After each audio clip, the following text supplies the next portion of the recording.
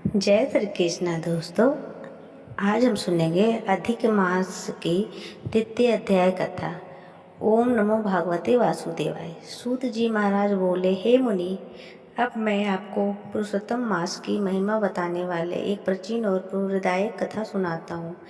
इस कथा को श्रद्धा से सुनने मात्र से मनुष्य के अनेक जन्मों के पाप नष्ट हो जाते हैं और उसके जीवन में भगवान श्री हरि की कृपा बरसने लगती है। प्राचीन समय की बात है। अवंती नगर में एक धर्मपाल नाम का एक ब्राह्मण रहता था। वह अत्यंत गरीब और किंतु भगवान विष्णु का अत्यंत भक्त था। उनके घर में धन नहीं था, भोजन का भी अभाव नहीं रहता था। कई बार ऐसा होता था कि पूरा परिवार भूखा ही सो जाता था। फिर भी धर्मपाल कभी भगवान की भक्ति से विभुत नहीं हुए। वो प्रतिदिन प्रातःकाल उठकर नदी में स्नान करते, तुलसी को जल अर्पित करते और ओम नमो भगवते वासुदेवाय मंत्र का जाप करते। उनकी पत्नी भी अत्यधिक पतिव्रता और धार्मिक स्वभाव की थी। दोनों पति पत्नी भगवान के भरोसे ही अपना जीवन व्यतीत कर रहे थे। एक दिन नगर में एक महान संत पधारे। नगर के सभी लोग उनके दर्शन करने पहुँचे। धर्मपाल भी श्रद्धा से उनके चरणों में गए और विनम्रता से बोले, गुरुदेव, मेरा जीवन अत्यंत दुखों से भरा हुआ है। कृपया करके ऐसा उपाय बताइए जिससे मेरे जीवन का कल्याण हो जाए। संत ने ध्यान लगाकर कुछ क्षण नेत्र बंद किए और बोले, वत्सल, शीघ्र ही पुरुषोत्तम मास आरंभ होने वाला है। यह मास भगवान श्री हरि को अत्यंत प्रिय है। यदि तुम श्रद्धा पूर्वक इस मास में भगवान विष्णु की पूजा, हरि नाम संकीर्तन, कथा श्रवण और दान करोगे तो तुम्हारे सभी दुख दूर हो जाएंगे। धर्मपाल ने दुखी स्वर में कहा, गुरुदेव, मैं अत्यंत निर्धन हूँ, मेरे पास दान करने योग कुछ भी नहीं है।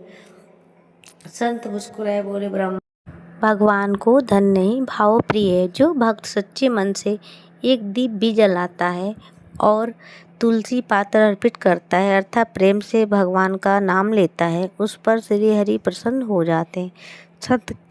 संत के वचन धर्मपाल के हृदय में उतर गए।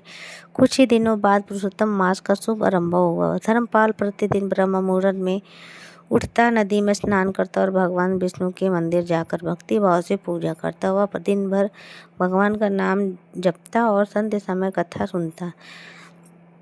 धीरे धीरे उसका मन संसार से हटकर भगवान की भक्ति में लगन होने लगा। घर में चाहे कितनी भी गरीबी क्यों ना हो, किंतु उसके चेहरे पर संतोष बना रहता है। एक दिन की बात है, धर्मपाल कथा सुनकर घर लौट रहा था। मार्ग में उसे एक वृद्धा साधु दिखाई दिए। वह अत्यंत भूख और दुर्बल प्रतीत हो रहे थे। साधु की कांपती हुई आवाज़ में कहा, वत्स, मैं कई दिनों से भूखा हूँ, यदि संभव हो तो मुझे थोड़ा भोजन दे दो। धर्मपाल के पास उस समय केवल थोड़ा सा आटा था, किंतु जिसे वह अपने परिवार के लिए लाया था।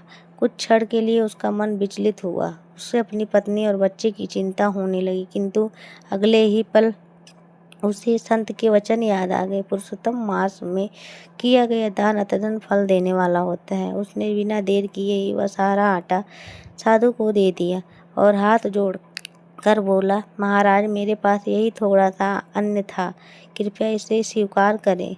साधु अत्यंत प्रसन्न हुए। उन्होंने धर्मपाल को आशीर्वाद देते हुए कहा, वत्सल, तुम्हारी भक्ति और दया से भगवान अवश्य प्रसन्न होंगे। इतना कहकर वह साधु अचानक वहाँ से अदृश्य हो गए। धर्मपाल आश्चर्यचकित रह गया। उस रात धर्मपाल के स्वप्न में भगवान श्री हरि दिव्य दर्शन दिए। भगवान पीताम्बर धारण किए हुए थे। उनके चारों हाथों में शंख, चक्र, गदा और पद्मा शोभायमाना थे। उनके मुखमंडल में दिव्य प्रकाश निकल रहा था। भगवान बोले, हे धर्मपाल, आज तुमने जिस साधु को भोजन दिया था वह कोई साधारण मनुष्य नहीं था, वह स्वयं मैं ही था। तुम्हारी श्रद्धा से निवर्त भक्ति अत्यंत प्रसन्न हूँ। शीघ्र ही तुम्हारे सभी दुख समाप्त हो जाएंगे। प्रातःकाल जब धर्मपाल की आँख खुली तब उसका हृदय आनंद से भर उठा। उसकी आंखों से भक्ति के आंसू बहने लगे। उसने भगवान को बार बार प्रणाम किया और पहले से भी अधिक श्रद्धा से पुरुषोत्तम मास का व्रत करने लगा। कुछ दिनों बाद नगर के राजा को एक ईमानदार और धर्मयत्ती की आवश्यकता हुई। संयोगवश राजा की दृष्टि धर्मपाल पर पड़ी। उसकी विनम्रता, सत्यवादी और धर्मनिष्ठा देखकर राजा अत्यंत प्रसन्न हुए और उसने राजकोष का कार्य सौंप दिया। धीरे धीरे धर्मपाल की दरिद्रता समाप्त हो गई। उसके घर में धन, अन्न और सुख समृद्धि आने लगी। किंतु सबसे बड़ी बात यह थी कि उसके मन में कभी अहंकार उत्पन्न नहीं हुआ। वह पहले की भांति भगवान का नाम जपता, साधु संतों की सेवा करता और गरीबों को दान देता रहा। सूत जी बोले, हे मुनियों, यह सब पुरुषोत्तम मास की महिमा का प्रभाव था। जो मनुष्य श्रद्धा और विश्वास से इस मास के भगवान का स्मरण करता है, उसके जीवन के दुख दूर हो जाते हैं। रोग, शोक, भय और दरिद्रता उसका त्याग कर देते हैं। तब शौनक ऋषि ने हाथ जोड़कर पूछा, हे सूत जी, यदि कोई मनुष्य पूर्व व्रत न करे तो उसे क्या करना चाहिए? सूत जी बोले, हे मुनि, यदि कोई पूर्ण व्रत ना कर सके तो भी उसे यातायात सत्य भगवान का नाम जपना चाहिए, तुलसी के समीप दीप जलाना चाहिए, गीता का पाठ करना चाहिए, एकादशी व्रत करना चाहिए और एक दूसरे की सहायता करनी चाहिए। इतना ही करने मात्र से ही भगवान प्रसन्न हो जाते हैं। जो मनुष्य पुरुषोत्तम मास की कथा सुनाता है अर्थात दूसरों को सुनाने के लिए प्रोहित करता है, उसके पीताम्बरों को उत्पन्न गति प्राप्त होती है। उसके घर में सुख शांति बनी रहती है और अंत समय में भगवान स्वयं उसकी रक्षा करते हैं। इतना कहकर सूत जी महाराज भगवान श्री हरि का स्मरण करने लगे। सभी ऋषि मुनि भी भक्ति भाव से हरि नाम के संकीर्तन करने लगे। राम हरे राम, हरे राम, हरे राम, हरे कृष्णा कृष्णा कृष्णा हरे हरे। संपूर्ण नैनी सवारा हरि नाम से मधुर स्वर में गूंज उठा। सभी ऋषियों के हृदय में भगवान श्री हरि की भक्ति से भर गए।